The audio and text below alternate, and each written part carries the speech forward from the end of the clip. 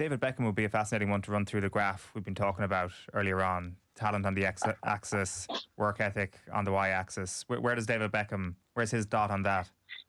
Again, I think that there's particularly with what's Richard Isidore, with looking in hindsight, looking in your driving mirror.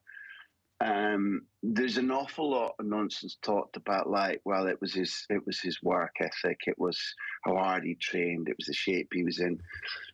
If you watch people that played with him or played against him in the subsequent years, how often they put him in their best ever team, that isn't about work or his towering "I'll show you."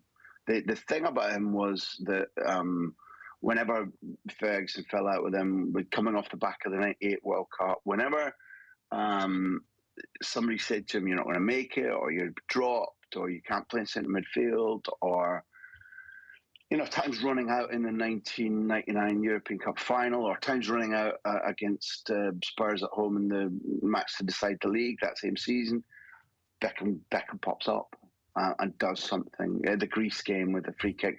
And therefore, I think that if you pay attention to anybody who coached against him, played with him, and the number of times that he's on that right wing when they pick their best 11 ever, I think he had a far higher degree of extraordinary ability than is credited by those who just say, well, he was a metronome, cross after cross after cross, and he was rangy and fit. He was a bit of a distance runner, all that kind of stuff.